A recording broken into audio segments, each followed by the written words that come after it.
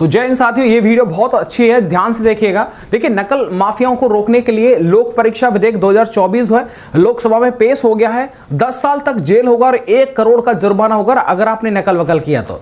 प्रावधान जो भी है वो मैं आपको बता देता हूं। आपको पता होगा हमारी राष्ट्रपति द्रौपदी मुर्मू जी हैं और उन्होंने इस मैटर पर, नकल के मैटर पर सख्त रुख अपनाया था एंड उसके संकेत भी आपने उनकी वीडियोस के माध्यम से देख लिए होंगे।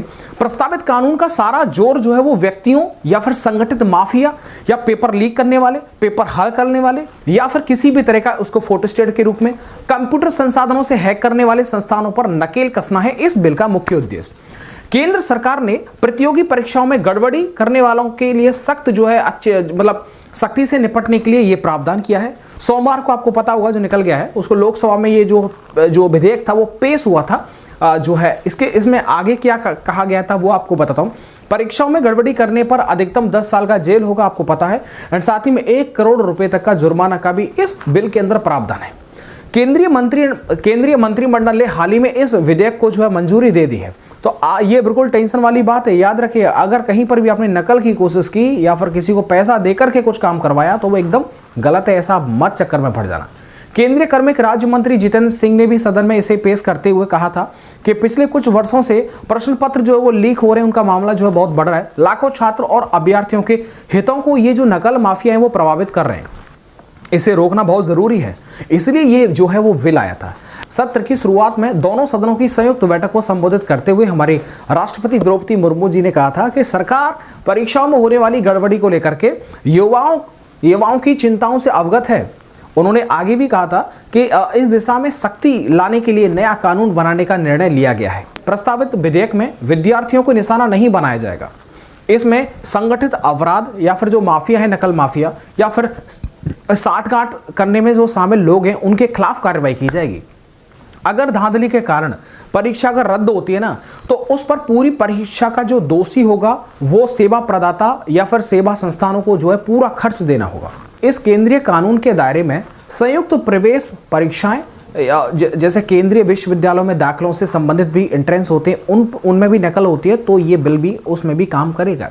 कोई भी परीक्षा होती है उसमें अगर कुछ होता है तो ये इसके खिलाफ जो है वो बिल्कुल काम करेगा। बस ये कहना चाहूँगा कि आप किसी भी तरह के बहका में ना आए। कोई अगर आपसे बोलता है कि 10 लाख 5 हज़ार दे दीजिएगा और मैं बिल्कुल जो है आपको पास करा दूंगा, आपकी नौकरी लगवा दूंगा, मेरे भाई बिल्कुल जो है किसी भी तरीके के गलत झांसे में मत आइएगा।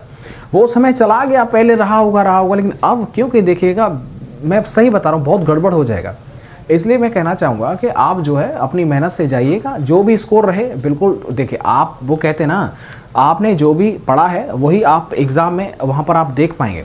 तो ऐसे में ये कहें कि साहब मेरा पेपर बहुत बेकार गया, अच्छा गया, तो ये सब आपकी मेहनत पर ही तो डिपेंडेड है। तो कहना चाहूँगा कि आप जो है गलत संसाधन का बिल्कुल उसका इस्तेमाल आप ना करें, ठीक है। जितना ज़्यादा पॉसिबल हो सके कि आप ऐसे लोगों से बचें जो कि आपको भी जो है वो धांधली के लिए जो है आपको बताएंगे बड़े बड़े रास्ते। भाई कम खर्चा है, बिल्कुल आ जाइए, आपको पास करा देंगे। अरे साहब फिजिकल क्या, मेडिकल तो क्या, ज्वाइनिंग क्या चीज़ है, पूरा पेपर में एकदम जो है 300 में से एकदम 250 प्लस करवा देंगे। ऐसा मत करवा देना, ठीक है। इन चीज़ों से आप दूर रहिएगा। जैसा आएगा वैसा आप पेपर देने के लिए जाइएगा और जैसा पेपर आए बिल्कुल डैम श्योर मुझे आप ज़रूर अवगत कराना कि मेरा सर पेपर कैसा हुआ। उम्मीद करता हूँ ये वीडियो आपको बहुत इन्फॉर्मेटिव वीडियो लगा होगा।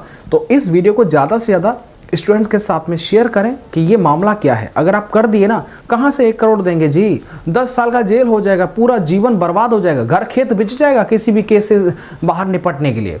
तो इसलिए मैं आपसे कह रहा हूं कि इनके चक्कर में आप मत पड़िएगा, ठीक है।